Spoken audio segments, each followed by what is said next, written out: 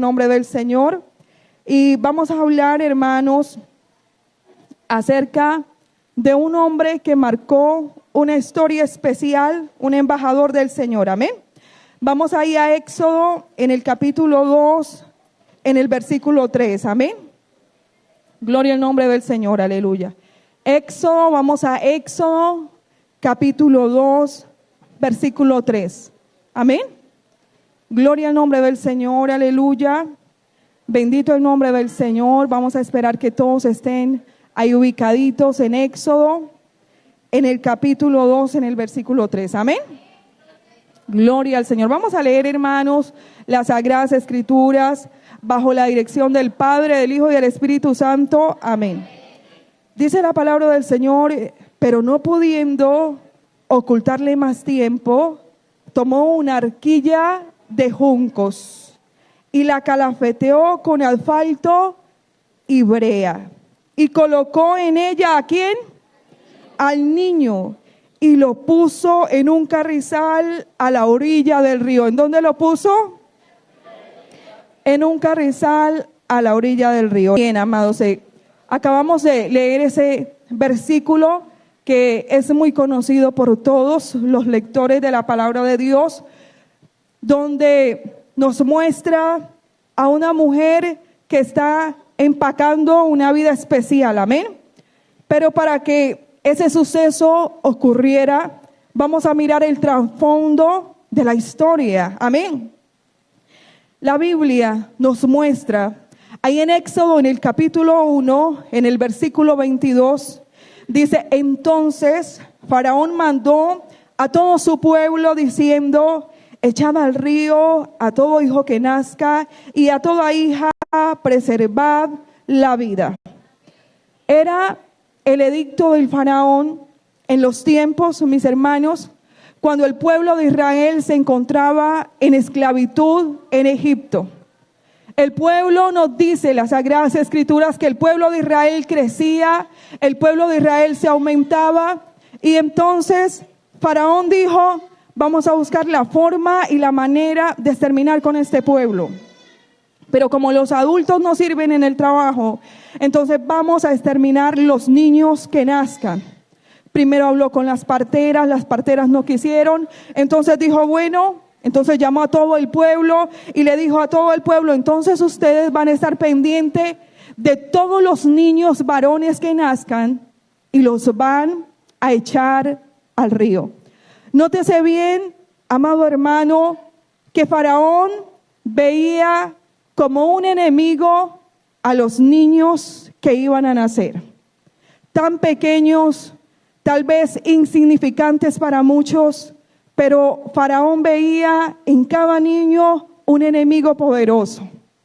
No se levanta contra los adultos, sino que se levanta en contra de los más pequeñitos, en contra de los inocentes. Él conocía que esos niños no iban a quedar para siempre en un estado de niño, sino que por el contrario se iban a desarrollar hasta el punto de hacerse hombres grandes y fuertes. Y sabe, mi hermano, que el enemigo conoce muy bien el poder de un niño en las manos de un hombre y de una mujer que ame a Dios. A veces nosotros, como pueblo de Dios, desconocemos el valor de un niño. A veces nosotros desconocemos el valor de un niño, hermano. Es tanto que a veces nacen los niños en nuestra congregación y nadie va a visitar a esa hermana que está con ese bebé recién nacido, porque nosotros desconocemos el valor de ese niño. Nuestros ojos se vendan y el enemigo quisiera que nuestros ojos fueran vendados ante personas que son muy valiosas como un niño. Se dice, hermanos, que hoy en día nuestra sociedad y nuestra juventud no quiere tener hijos. ¿Por qué no quieren tener hijos? Primero, porque están diciendo a nivel mundial que si no tenemos hijos, por cada niño que evitemos, Vamos a evitar 58,6 toneladas de emisiones de carbono al año. De alguna manera están diciendo que si traemos hijos al mundo vamos a traer basura y contaminación. Muchos jóvenes están diciendo que no quieren traer hijos a este mundo, porque traer hijos a este mundo va a hacer que hayan crisis económicas. Los chicos primero están pensando cuando forman un hogar y muchos dicen, no, nos vamos a casar, pero no vamos a tener niños, porque la vida está muy costosa. Mire cómo está la globalización en Colombia, no podemos tener hijos. Y eso no está pasando solamente en Colombia, sino a nivel mundial. No se quiere tener hijos. Además se dice que hay cambios en el estilo de la vida. Los jóvenes dicen cambiar mi vida de libertad. Me acuesto y duermo toda la noche. Voy a salir y nadie me detiene para amarrarme con un bebé. Leí una mujer que decía, yo, en el artículo, decía, yo cambiar un pañal, yo no me veo cambiando un pañal. A escasos momentos lavo mi ropa, ahora ¿qué voy a cambiar un pañal? Eso está pasando con nuestra sociedad actual. Se dice también que el hecho de no tener hijos nos da la posibilidad de llegar a vivir de una manera libre, sin cadenas. Hay algo también que los jóvenes miran y es el cambio del cuerpo. Porque todas nosotras, las madres, tenemos huellas de amor en nuestro cuerpo. Y si usted no lo sabe, señorita, hay que saberlo, ¿verdad? Tener un bebé cambia todo nuestro sistema. Vienen las estrías, viene la vena varis, viene problemas a veces de hueso, de calcio, etcétera, etcétera, etcétera, etcétera, y muchas etcéteras. Hay muchos cambios. Pero nuestra sociedad actual no está pensando en tener hijos. Algunos comentaristas dicen que tener hijos es una trampa financiera. Que el hecho de tener hijos es toda una trampa financiera. Significa que va a haber un recorte. Y esa es la mentalidad de nuestra sociedad actual. No a los niños. No queremos niños. El año pasado, a principio de año, hubo todo un revuelo porque el Papa Francisco escribió un artículo donde decía que ya los jóvenes no querían tener hijos, sino que querían tener como hijo a un perro o a un gato y como mascota a una planta. Eso es lo que está sucediendo con nuestra sociedad actual. Y a veces lo vemos en medio de nuestro medio como cristianos, mis hermanos. A veces vemos a la hermana que cree en Dios y que cree en la palabra afligida porque en su vientre está creciendo una criatura. Pero yo quiero decirle, mi hermana, que nuestra descendencia es bendita por el Señor. No debemos temer porque nuestra descendencia será luz en medio de las tinieblas. Con esto no estoy diciendo que vaya a llenar su aljaba de 12 hijos, ¿no, hermano? Hay que tener cuidado. Pero los hijos son una bendición. Y entendemos que en cada tiempo difícil de la historia, Dios se ha propuesto desde el vientre llevar a cabo el plan y el propósito con un niño. Cosa que no desconoce el enemigo. Cosa que él no desconoce, porque usted mira que Dios se había propuesto levantar un libertador en medio de Israel. Y entonces fue ahí cuando Faraón dijo: ataquemos los niños. Dios se había propuesto levantar un Salvador para nuestras vidas, y fue ahí cuando también se persiguió y se mató cantidad de niños. Y es el propósito del enemigo que nuestros niños se pierdan, se mueran espiritualmente. Amén. Debe haber una necesidad. Debe haber, mis amados hermanos, una inquietud en nuestro corazón por la vida espiritual de nuestros niños. Dice la palabra del Señor en el capítulo 2, en el versículo 2. Leemos desde el 1, un varón de la familia de Leví fue y tomó por mujer a una hija de Leví, la que concibió, y especifica, porque es ahí, especifica, y ¿qué pasó? Y dio a luz un hijo. Concibió, o sea, quedó en embarazo, y además de esto, dio a luz. Porque el edicto era, si nace un varón, ustedes como pueblo van a estar a la expectativa, lo van a tomar y lo van a lanzar al río. Entonces muchas decidieron que cuando sentían que en su vientre crecía algo, iban a detener ese crecimiento.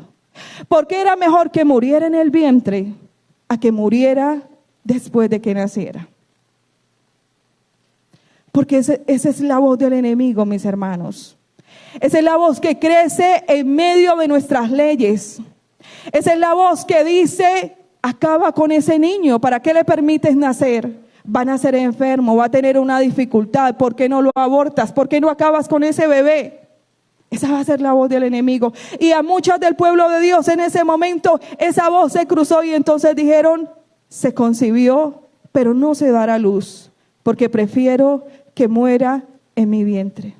Otras dejaron que su barriguita creciera, pero cuando su bebé nacía, ellas mismas asfixiaban esos bebés y decían, prefiero que muera en mis manos asfixiado que dejárselos a ellos para que ellos lo echen al río.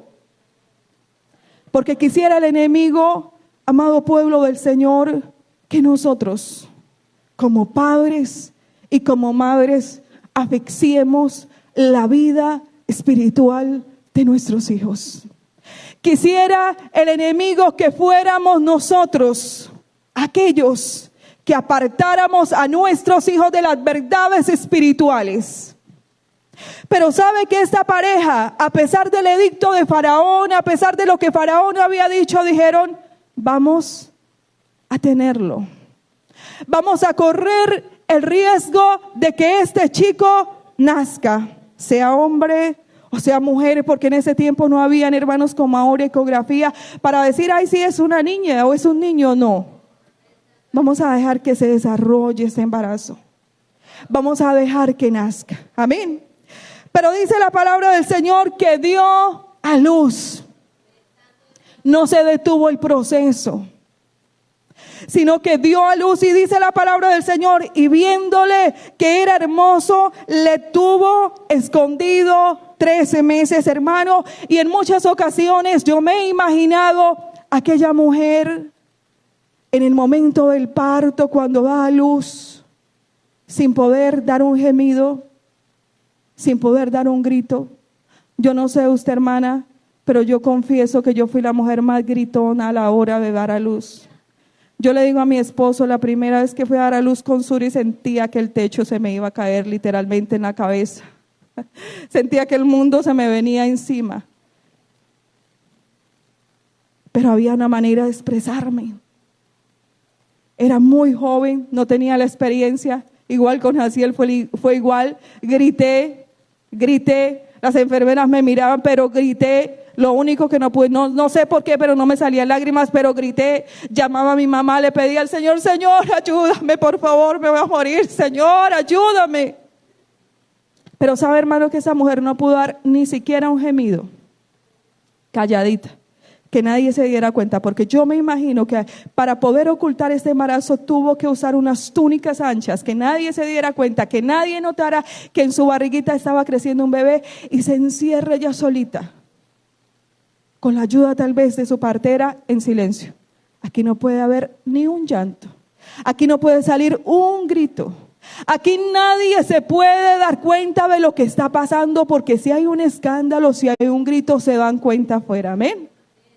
Ella sabía muy bien a qué se estaba enfrentando y ya tenía muy bien planeado lo que iba a hacer a la hora de dar a luz. Guardar silencio, dice la palabra del Señor, que cuando dio a luz, lo vio. Y vio que era, ¿qué? Hermoso. Hermanos, yo me imagino ese momento cuando ella toma en sus brazos a su bebé, lo mira y dice: este hijo es hermoso. Y es la mirada que nosotros los padres debemos tener para con nuestros hijos. Es esa mirada de mirar a nuestros hijos y decir: mi hijo es hermoso. Porque nadie que mire a su hijo y diga es hermoso va a atentar contra la vida de su hijo. Nadie que diga mi hijo, mi hija es hermosa se va a ir y los va a abandonar siendo unos bebés. Pero quisiera el enemigo que usted dijera: no vale la pena este niño. No vale la... Yo quería que naciera con ojos claros. Yo quería que naciera con una tez más blanca. Yo quería que fuera así. No, hermanos. Dios quiere que nosotros miremos a nuestros hijos como hermosos.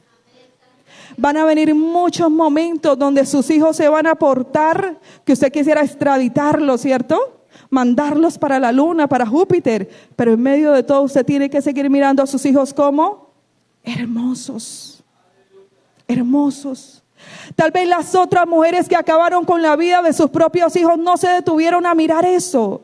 Pero Dios permitió que los ojos de Jocabed se abrieran y vieran algo especial en sus hijos. Hermano, hermana, usted y yo debemos mirar algo especial en nuestros hijos. Hay que mirar algo especial en nuestros hijos. No podemos estar a toda hora diciéndole: usted es rebelde, usted es desobediente, usted se porta mal, usted salió como su papá, usted es igual que su abuelo, usted es igual que su tío, usted es igual que no sé quién, usted es igual que el lechero. De ninguna manera. Debemos aprender a mirar lo hermoso de nuestros hijos. Eso es importante, porque si usted lo mira como hermoso, usted va a tener todas las ganas de luchar por esa criatura, ¿verdad? Va a decir: voy a luchar por este bebé. La palabra del Señor dice que le tuvo escondido 13 meses, hermano, y yo siempre lo he pensado. Y yo me imagino, hay una hermana que vivía en una región muy fría donde llovía continuamente. Ella me decía: hermana, yo tenía que coger un sartén grande y lavar los pañales, lavaba los pañales, y ese sartén era especialmente para colocarlos sobre la estufa de leña, y cuando se calentaba, entonces ahí sobre la estufa de leña, en ese sartén yo secaba los pañales, secaba la ropa del niño, de la niña, porque era una niña, y todas esas cuestiones las tenía que hacer porque era muy frío y no había dónde extender ropa. Pero hermano, yo me imagino cómo extendía la ropa Jocabed de este niño, cómo la lavaba para que nadie se diera cuenta, dónde secaba la ropa, cómo hacía para que no llorara, cuántas trasnochas tuvo esta mujer detrás de este niño, cuidándolo para que no fuera a emitir un solo llanto, para darle su seno a tiempo, su alimento a tiempo, para que estuviera calientico, para que estuviera seco, para que no emitieran ningún ruido. ¿Cuántas cosas tuvo que hacer esta mujer para esconderlo? Amén. Hermanos, no es fácil. La responsabilidad que Dios nos ha delegado a quienes somos padres no es fácil. No es fácil. Pero si hay un esfuerzo, nuestro esfuerzo se verá en un fruto. Amén. Tal vez, hermano, usted diga: el enemigo se levanta contra mis hijos. El enemigo viene con furia contra mis hijos. Pero es en ese momento donde debemos esconder a nuestros hijos en el regazo del Señor. Pero ¿cómo podemos esconder a nuestros hijos en el regazo del Señor? ¿Cómo podemos llevarlos hasta el regazo del Señor? Hermano, yo me imagino en cuántas ocasiones cuando Jocabed fue a tomar su alimento ya estaba totalmente frío. Me imagino también, hermano, muchos días en esos 3 meses de ayuno de Jocabed, porque estaba cuidando y escondiendo a su pequeño a lo largo de esos 3 meses. Hermana, hermano, ¿qué estamos haciendo para esconder a nuestros hijos en el regazo del Señor? ¿Qué estamos haciendo nosotros para llevarlos al regazo del Señor? Sabe que a lo largo de estos años yo he notado que hay algo muy especial que sube a la presencia del Señor, y es la oración de una madre. Es la oración de un padre que con sinceridad se humille delante de Dios. Usted ve que esa oración, que ese clamor sube a la presencia del Señor. Pero a veces nos cansamos. Eran 3 meses. Tal vez 3 meses de vigilia, 3 meses de ayuno, 3 meses luchando, 3 meses batallando, porque además de este niño habían otros niños. Pero ahí estaba Jocabed, lidiando por esconder a su bebé en el regazo del Señor. ¿Cuál y cuánta es nuestra oración por nuestros hijos? Hermanos, usted y yo, antes de que nuestros hijos se vayan, salgan de la casa a estudiar, debemos tomarlos y hacer una oración por ellos. Usted y yo, antes de que nuestros hijos se acuesten y cierren sus ojos, debemos orar por ellos y leer la Biblia. Usted y yo debemos esconder nuestros chicos, hermanos. ¿Cuánto hace que no oramos por nuestros hijos? ¿Cuánto hace que no ayunamos por nuestros hijos? ¿Cuánto hace que no vigilamos por nuestros hijos? Saben que aun cuando nuestros niños están pequeños, es hora de irle diciendo: Señor, aunque ellos están muy pequeños, pero yo coloco tus planes y tus propósitos en tus manos preciosas.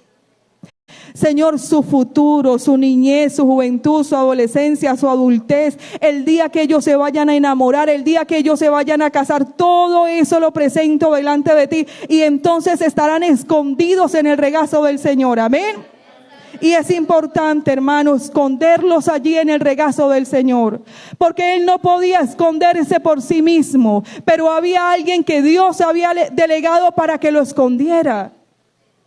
Y hay momentos de nuestros hijos donde no tienen las fuerzas para orar, donde no tienen las fuerzas para mantenerse, donde no tienen las fuerzas para conocer los planes del enemigo, donde aún son muy tiernos, muy pequeños, pero qué bueno es tomarle ventaja al enemigo y llevarlos, hermano, a la presencia del Señor. Amén. Pero sabe, hermano, que nos cuenta la palabra del Señor, nos indica que después de estos 3 meses, donde ella estuvo haciendo lo habido y por haber, con tal de cuidar a su bebé y de que nadie lo descubriera. Porque yo me puedo imaginar en ocasiones a los egipcios, especialmente a las egipcias, pegadas de las ventanas de las israelitas, mirando si había un niño que llorara, para acabarlo, para sacarlo, para echarlo al río. Porque no estará el enemigo contento con un hijo o con una hija que sirva a Dios. No estará el enemigo contento, hermanos, si nuestros hijos sirven a Dios. Pero sabe, mi hermano, que llegó el tiempo en que Jocabed dice: ya no puedo tenerlo más en casa. Ya no puedo tenerlo más en casa. Llegó la hora de hacer algo con este niño, que es tan lindo, que es tan hermoso. Y me imagino que a medida que iba pasando el tiempo, ella iba hablando con su esposo y le decía: amor, vamos a hacer algo, porque ya no podemos esconderlo más. Ya el niño está gateando, o ya el niño se quiere voltear, ya el niño llora más fuerte, ya su ropa es más grande. Ya no podemos ocultarlo más. Además, alguien ayer pasó y me dijo que aquí había algo sospechoso. Y entonces dijo: es la hora de hacer algo. Amén. Porque, hermanos, nosotros debemos entender que como padres quisiéramos tener toda la vida a nuestros hijos en el regazo, ¿verdad?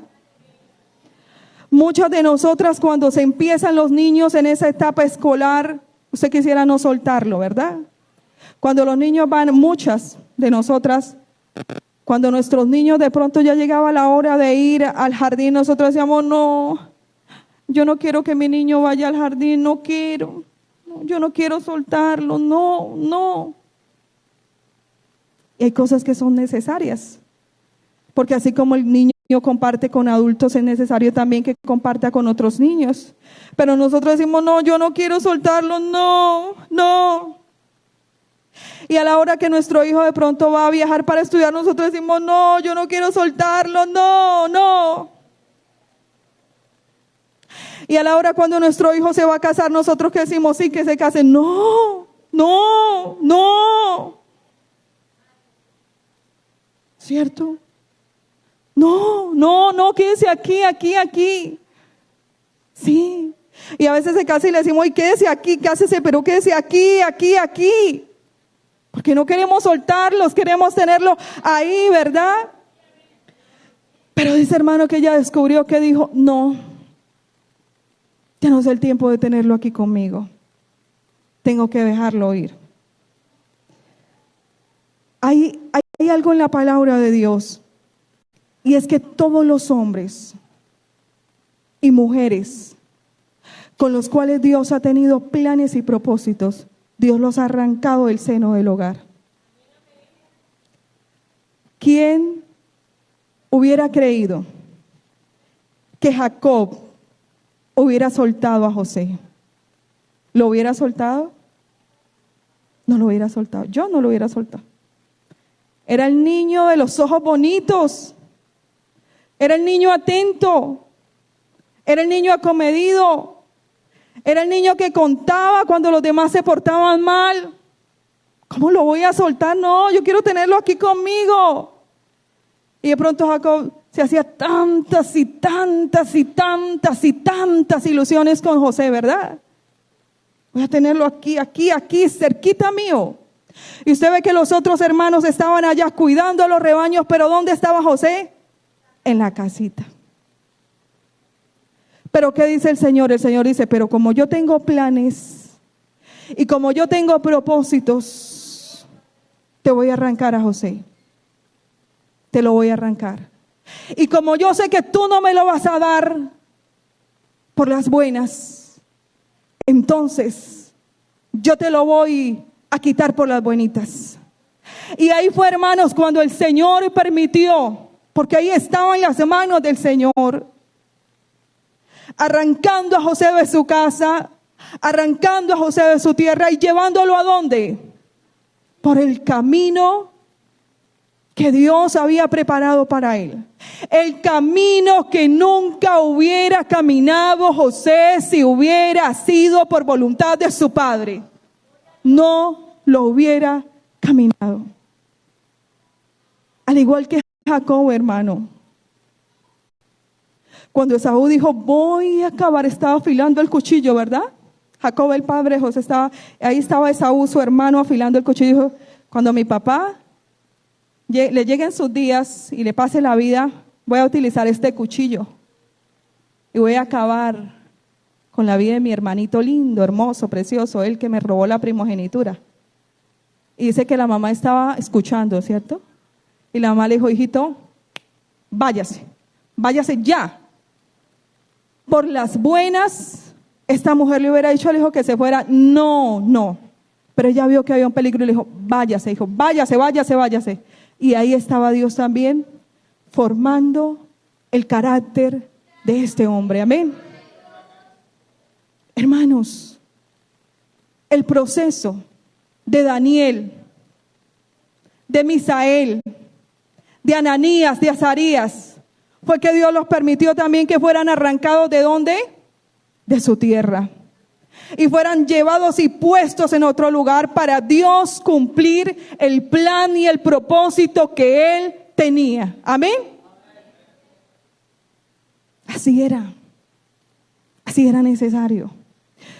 Porque sabe, hermanos, que sea cerca o sea lejos, para muchos de los que están aquí tal vez ya lo han enfrentado y ya vive lo que se dijera el nido vacío donde no están hijos, y ya tal vez usted ha experimentado ese hecho de que sus hijos se fueran, o tal vez muchos lo vamos a experimentar, pero es necesario que ese hecho acontezca para que nuestros hijos puedan madurar y cumplir el plan y el propósito de Dios. Es necesario. Es duro, pero es necesario. Porque es lo que la palabra de Dios nos indica. Amén.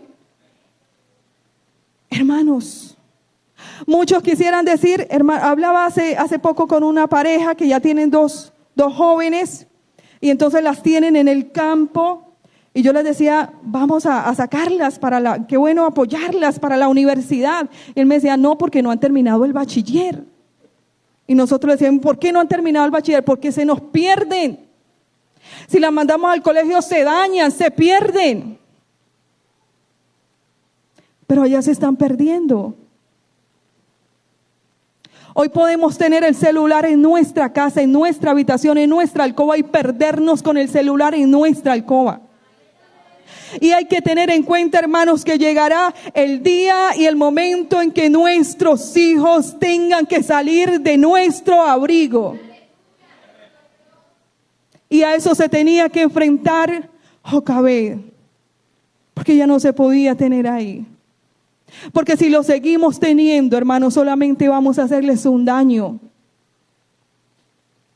Vamos a construir un cordón umbilical que va a hacer daño a nuestros hijos.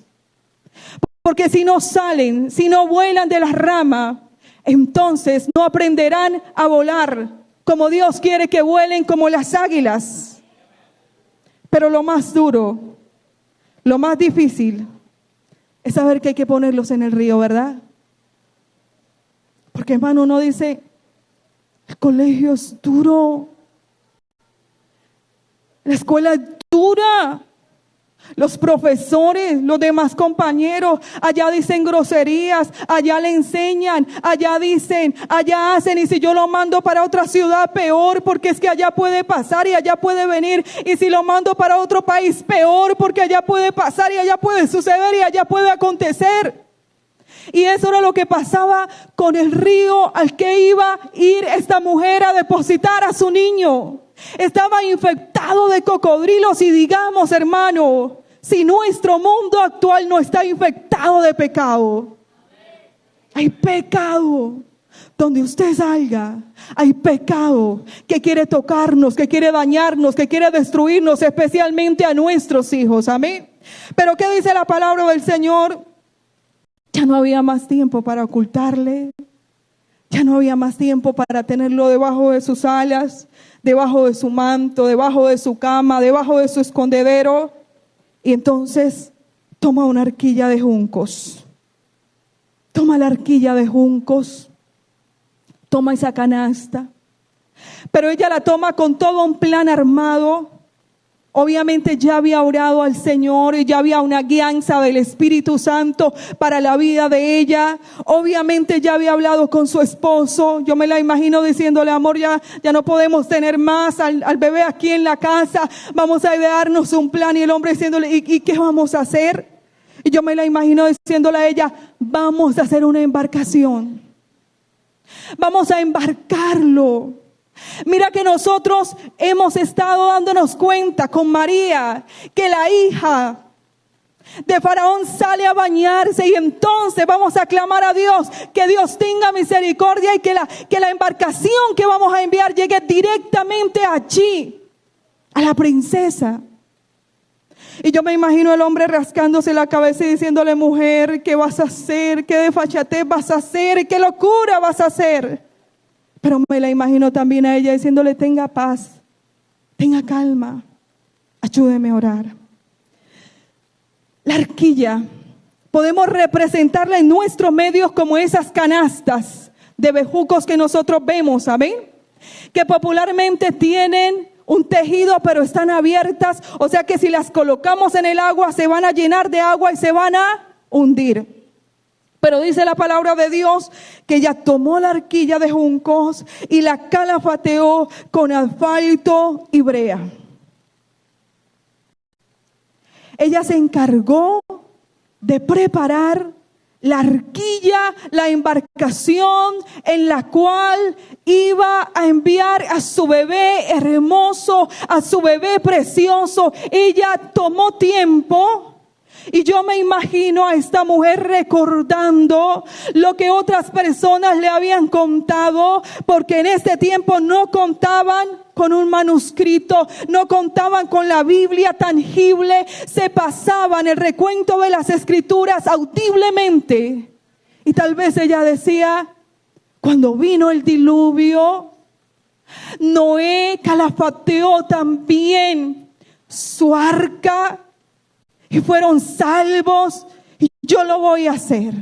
Y yo me los imagino a todos, hermanos, juntos en la noche, cuando nadie los viera, tomando el asfalto, tomando la brea, tomando un hisopo, tomando algo para untarlo, humedecerlo y ir colocándole una capa a esa arquilla. Nosotros no podemos enviar a nuestros hijos al mar de la vida si no van en una arquilla.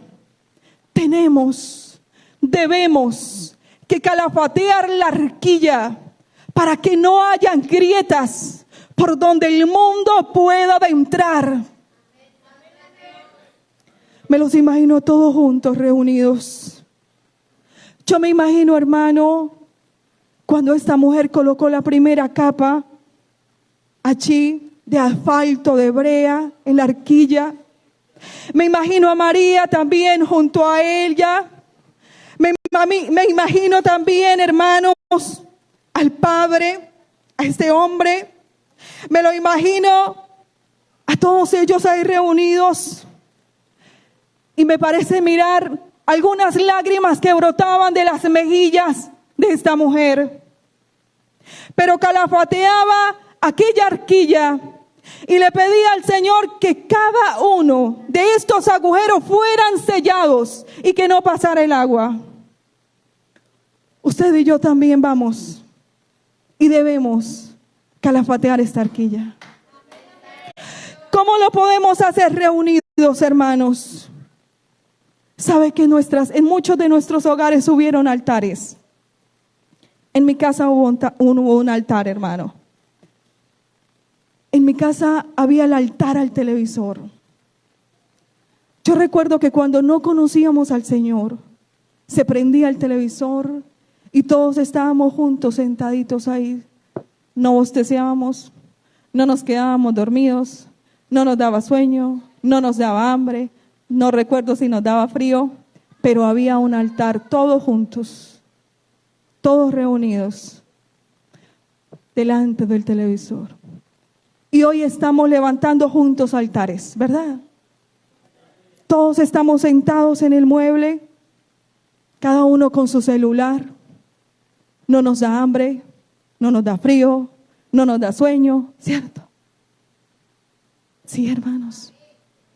A veces nos unimos a hacer altares, pero no nos unimos a calafatear, sino que nos unimos a quitar el poco asfalto y la brea que hemos colocado. Pero sabe, hermanos, que al igual que esta mujer Jocabed, que su esposo, que sus hijos se sentaron allí alrededor a colocarle el asfalto y a colocarle la brea, y fueron muchas capas, porque yo me la imagino colocando la primera capa y diciendo, no, esta primera capa no es segura, hay que colocar otra. Es necesario utilizar y buscar el asfalto y la brea que sella. Es necesario buscar el Espíritu Santo en familia. Es necesario leer la Biblia en familia.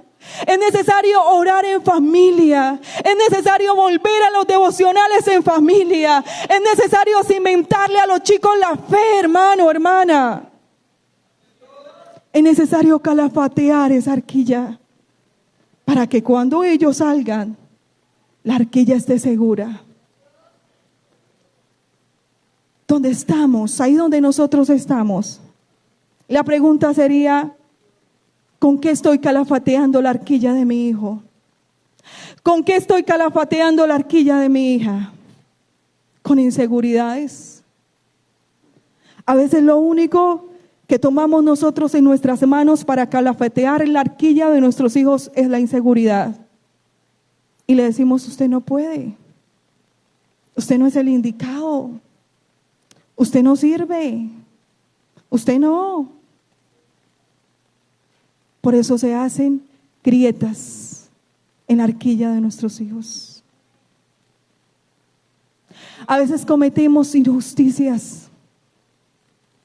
A veces nuestros hijos tienen que ver a papá y a mamá en la sala discutiendo. Papá y mamá que van y levantan las manos. Papá y mamá que adoran al Señor, discutiendo en la sala, delante de nosotros. Eso no es tomar asfalto y brea, hermano. Eso no es calafatear la arquilla de nuestros hijos.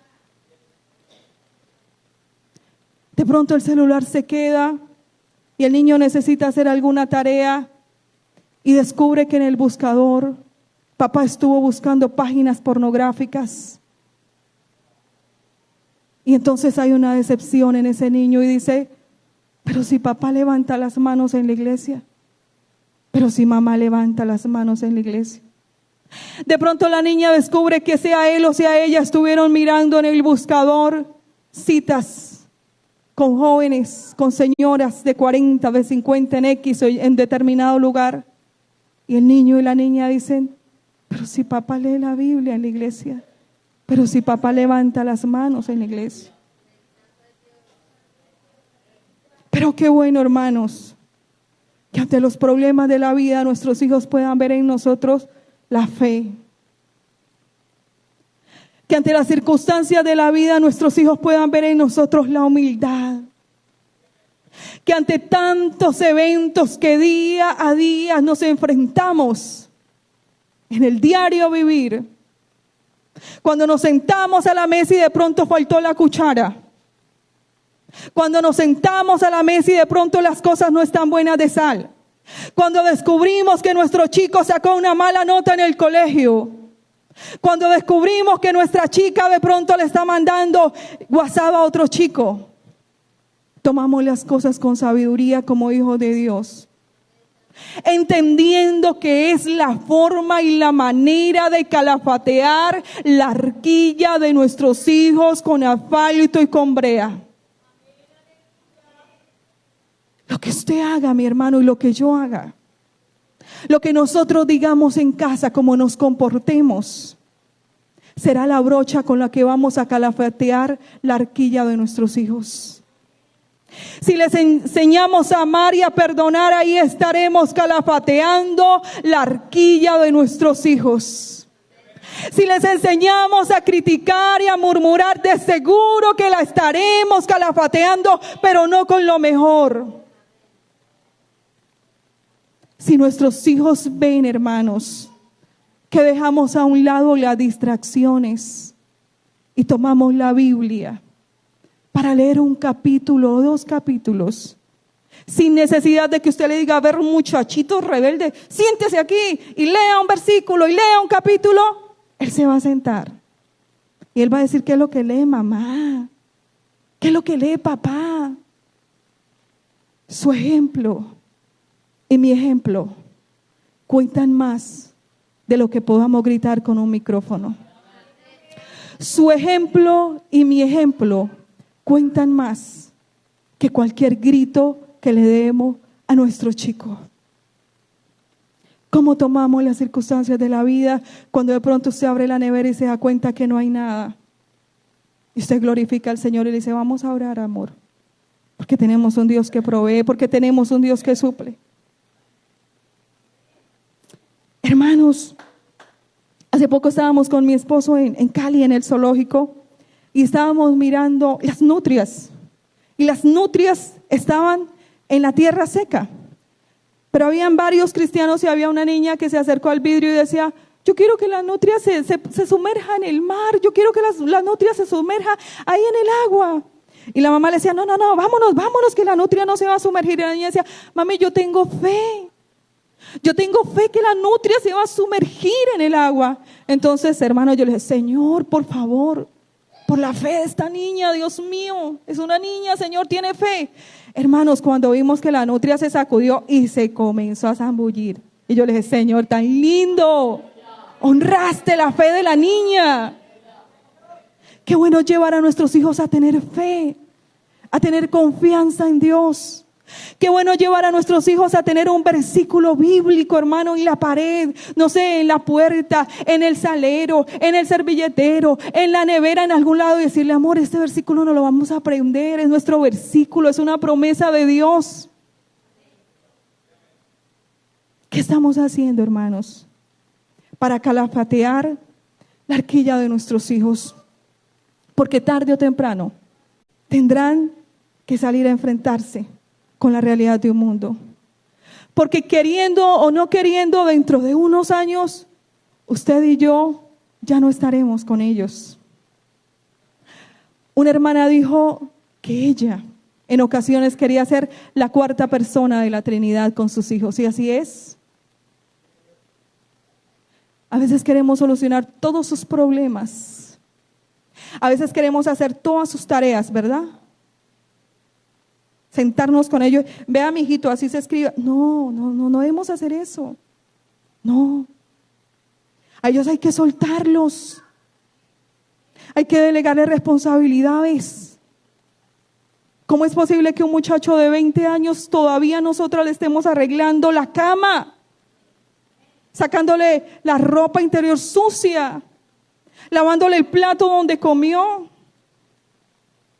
¿Cómo es posible, hermanos, que nosotros a un muchacho de la universidad todavía le estemos realizando las tareas, ayudándole con los exámenes? El día que usted y yo no estemos, entonces, ¿qué va a hacer de esas pobres criaturas? Hay que calafatear también con responsabilidades el arquilla de nuestros hijos. Hay que llevarlos a orar en medio de los problemas. ¿A usted no les ha pasado que los chicos llegan y dicen: mami, por favor, ore usted, que Dios le escucha? ¿Cierto? Hay que cogerlo y decirle: sí, mi amor, pero venga para acá. Vamos a orar los dos. Y usted va a orar. Y hermano, y después de esa oración, tirarnos de rodillas y decirle: Señor, por la fe de estos muchachos, Dios mío, obra. Y el corazón de ellos se llena ¿de qué? De fe. Porque vieron que el Dios de papá y de mamá es real y se convierte en el Dios de ellos. Hermanos, ¿cómo está nuestra sociedad actual? ¿Cómo están nuestros jóvenes actualmente? Es duro, es difícil salir a las calles. Aquí, hermano, usted sale al parque y se encuentra a los jóvenes sentados, hundidos en las drogas. Aquí no hay necesidad de ir muy lejos. Aquí usted los encuentra sentados, hundidos en las drogas. Y entonces uno se pregunta y hace uno un estudio, porque de hecho que lo hemos realizado después de trabajar con niños de sectores vulnerables. ¿Dónde está el papá de ese niño? ¿Dónde está la mamá de ese niño? ¿Dónde está alguien que represente a ese niño? Y usted encuentra en ellos, hermanos, el abandono, el descuido. Papá está trabajando y mamá también hasta altas horas de la noche. ¿Dónde está nuestra juventud? Tuvieron malas bases, ¿verdad? Hubieron unas bases no fundamentadas. Tal vez usted diga: hermano, yo le di bases a mi hijo, tranquilo, tranquila. Si usted calafateó bien la arquilla de su hijo y de su hija, pasará, pero Dios le dará la victoria. Amén. Hermanos, al llegar a casa, solamente haga esta prueba. Pregúntele a su hijo: ¿cuántos versículos se sabe de hace 2 meses hacia acá, hacia adelante? Hágase un análisis y diga: ¿cuántos versículos hemos aprendido en estos últimos 3 meses en casa? ¿Cuántos coros hemos aprendido en estos 3 últimos meses en casa? ¿Cuántos devocionales hemos realizado en estos últimos 3 meses en casa? ¿Cuántas veces nos hemos sentado juntos a leer la Biblia en casa? ¿Cuántas veces lo hemos hecho? ¿Cuántas veces lo hemos hecho? Que Dios nos ayude, mis hermanos. Porque necesitamos ¿qué? Calafatear la arquilla de nuestros hijos. Hoy el tiempo va apresuradamente y está comprobado científicamente que así lo es. Pero si usted no saca esos 10, esos 15 minutos para sentarse con su hijo hoy, no los va a tener. Si usted no saca un tiempo hoy para sentarse y almorzar, no va a tener tiempo. Pero si usted y yo no vemos como prioridad calafatear la arquilla de nuestros hijos, va a llegar la hora de lanzar a nuestros hijos a las afueras, al río, y esa arquilla va a tener grietas. ¿Sabe, hermano, que dice la palabra del Señor que después de que calafateó esa arquilla, dice la palabra del Señor que después de calafatear esa arquilla, colocó en ella al niño y lo puso en un carrizal a la orilla del río? Y usted se puede imaginar una madre con el corazón roto, con el corazón partido. Obviamente ya habían pasado varios días porque tenía que esperar que esto secara, la calafateó, pero debía esperar que la arquilla secara, que estuviera duro para que no fuera a adentrar el agua. Pero yo me la imagino, hermanos, colocando un pañal sobre esa arquilla, abrigando ese bebé, alistando ese bebé para que saliera a enfrentar el mundo. Amén. ¿Qué echamos nosotros en la maleta de nuestros hijos cuando ellos se van? Hermanos, nosotros las mamás dijéramos, vamos a empacarle abrigo, peineta, cepillo, chanclas, toalla, tran, empáquele. Y los chicos van a salir, mami, ¿usted para dónde me manda? Porque así somos la mamá. Y póngase, hijo, póngase ese abrigo, y póngase ese gorro, y póngase guantes, y llévese media, y llévese bota, porque así somos nosotras. Pero aquí no podía empacar nada más que esa envoltura del bebé. Hermanos, algún día saldrán de casa sin nada más que lo que nosotros colocamos en la arquilla y lo que colocamos en su corazón. Nada más les acompañará. Hoy muchos de nosotros aún tenemos tiempo de colocar algo en esa arquilla y de colocar algo especial en el corazón de ese bebé. Y dice la palabra del Señor que colocó en ella al niño. Y yo siempre me he imaginado esta escena con mucho dolor, con mucho quebranto. Y yo me imagino a Jocabed en sus brazos, el bebé, llorando, pidiéndole al Señor, Señor, entrego este niño en tus manos, entrego este niño en tus manos, entrego este niño en tus manos, guía esta embarcación, encárgate, y lo tapa y lo lanza. Doloroso, ¿verdad? Duro, doloroso. Porque hay momentos donde tus hijos dirán, me voy de casa. Y que hay que decirle, no, papito, por favor, no se vaya, mijito. Yo me someto a todo lo que usted diga, mijito, pero quédese. No. Dura la hermana Diana, ¿cierto? Pero no, hermanos. Si ellos dicen, me voy, mi amor, he calafateado tu arquilla y he colocado en tu corazón. Y ella misma lo coloca con el corazón destrozado y lo pone, hermano, dice la palabra del Señor, que lo puso en un carrizal a la orilla del río y se va. Y queda su hermana allí mirando el destino de esta criatura indefensa. No había nadie para cuidarlo, no había nadie para guardarlo, no había nadie que estuviera espantando a los animales que vinieran a atacarlo, que vinieran a hacerle daño. Humanamente no, pero ahí estaba la presencia del Señor para guardar esa criatura. Amén. Hermano, hermana, nuestros hijos están privilegiados. Porque aunque tengan que salir, allí estará la presencia del Señor con ellos. Porque aunque usted y yo estemos a muchos millones de kilómetros de nuestros hijos, el Señor ha prometido bendecir nuestra descendencia. Isaías dice, yo pelearé tu pleito y yo salvaré a tus hijos. Él los va a salvar, hermanos. Él los va a salvar. Y dice la palabra del Señor que esta hermana se puso de lejos y allí estaba la hija del faraón que descendió a lavarse al río, y paseándose con su doncella por la ribera del río, vio ella la arquilla en el carrizal y envió a una criada suya a que la tomase. ¿Casualidad? Casualidad, coincidencia, ¿verdad? No hay casualidad en Dios. No hay coincidencia en Dios.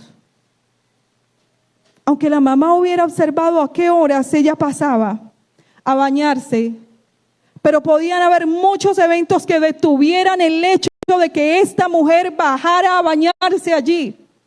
Pero Dios ordenó todo para que ella estuviera en el momento preciso cuando esta embarcación iba a pasar por ese lugar. Amén. Y dice también la palabra del Señor, hermanos, que se detuvieron, destaparon aquella arquilla, se dieron cuenta que el niño lloraba y ella tuvo compasión de él y dijo: de los niños de los hebreos es este. Ahí está la misericordia de Dios presente, hermano. Ahí está el poder de Dios obrando en un pequeño niño, hermanos, que humanamente no tenía defensa, pero que estaba en los planes y en los propósitos de Dios, y que había sido forjado en las manos de un hombre y sobre todo de una mujer visionaria, de una mujer que creía en los planes y en los propósitos de Dios, de una mujer que creía en lo importante de sembrar para la vida eterna en nuestros pequeños. Dice también la palabra del Señor, hermanos, que aquella niña corre y le dice a la princesa: oye, ¿quieres que busque a alguien para que te cuide el niño? Y la mujer le dice: sí, claro, vaya y búsqueme a alguien y yo le voy a pagar. Y dice que la niña corrió y llama a la madre, y entonces esta mujer va y lo cría. Versículo 10: y cuando el niño creció, ella lo trajo a la hija de Faraón, la cual lo prohijó y le puso por nombre Moisés, diciendo: porque de las aguas lo saqué. Humanamente el destino del niño debía ser ahogado en el río, pero Dios cambió y tornó toda esa circunstancia en salvación, en liberación, en planes y propósitos de Dios encaminados en su bendita voluntad. Porque en la casa donde habían dicho que mueran todos los niños de los israelitas, ahí comienzan a alimentar a un libertador.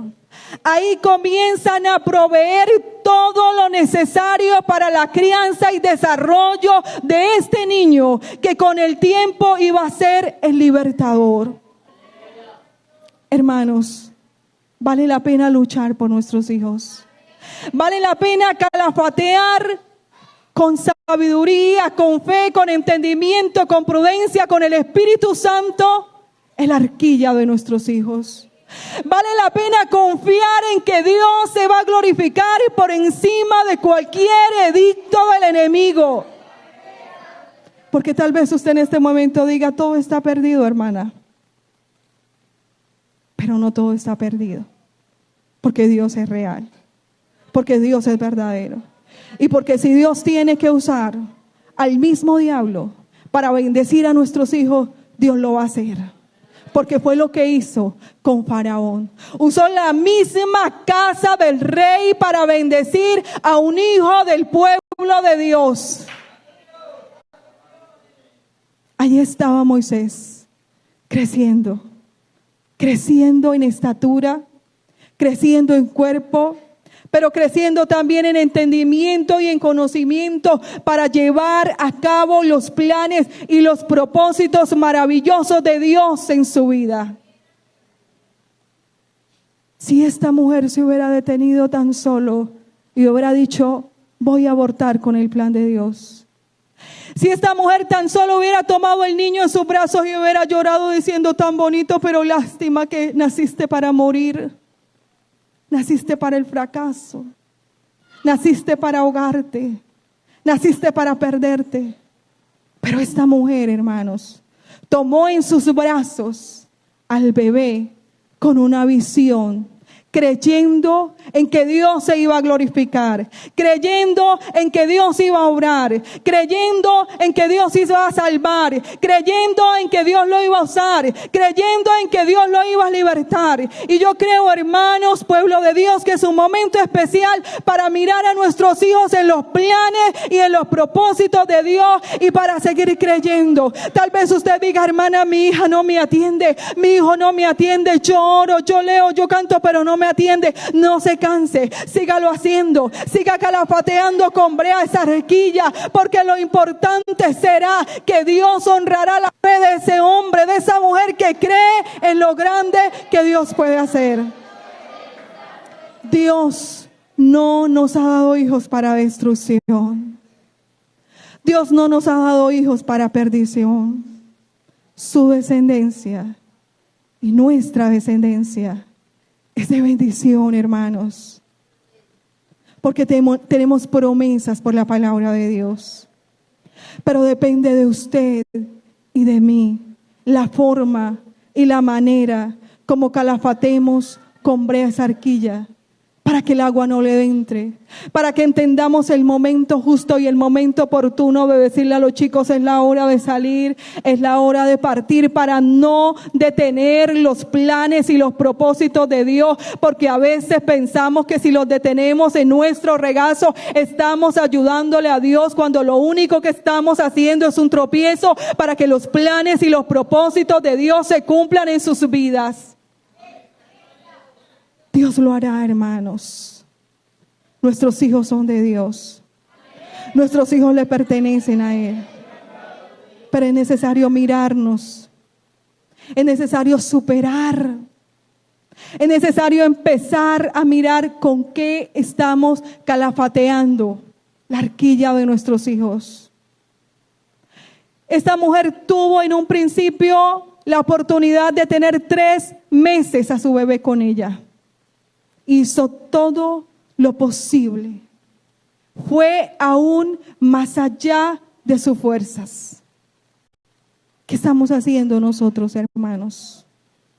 ¿Qué está haciendo usted, hermano? ¿Qué estoy haciendo yo? Tal vez usted diga: sí, hay un plan y un propósito de Dios y tarde o temprano se cumplirá. Pero es necesario que oremos. Es necesario que clamemos. Es necesario que busquemos, que peleemos contra la fuerza del enemigo. Es necesario que calafatemos con brea esa arquilla. ¿Qué estamos haciendo, hermanos? Si hoy usted y yo tuviéramos que lanzar en el río a nuestros hijos, ¿está la arquilla lista? ¿Ya está la arquilla lista? ¿Ya hemos hecho lo que teníamos que hacer? ¿Ya le hemos aplicado esa arquilla lo que teníamos que aplicarle? ¿Qué estamos haciendo? ¿Qué será de nuestra generación en 10, en 15 años? ¿Estará el Espíritu Santo en ellos? ¿Fomentaremos el Espíritu Santo en sus vidas? ¿Recordarán una iglesia llena del Espíritu Santo? Recordarán un padre y una madre que oraba, que clamaba con fervor, y no solamente que lo hacía con fervor, sino que vivían con fervor en sus casas. Clamarán al Dios que en muchas ocasiones hizo milagro a nuestras vidas y a quienes nosotros le testificamos. ¿Qué será de nuestros hijos, hermanos? ¿Cómo estamos calafateando la arquilla? Yo creo que es un momento oportuno para decirle al Señor que nos dé la sabiduría, el entendimiento y la prudencia para calafetear la arquilla de nuestros hijos. Calafatee la arquilla de su hijo, de su hija, hermana. No se canse. Tal vez no solamente será una pasada y una mano, sino 2, 3, 4 y hasta 5. Pero es necesario. Porque tarde o temprano nuestros hijos tendrán que salir. No los podremos tener más. Tendrán que enfrentarse a ese río. Pero si usted ha hecho su parte como la debe hacer, tenga toda la confianza que Dios hará completamente la parte que a Él le corresponde para glorificarse. Amén. Colóquese de pie, hermano.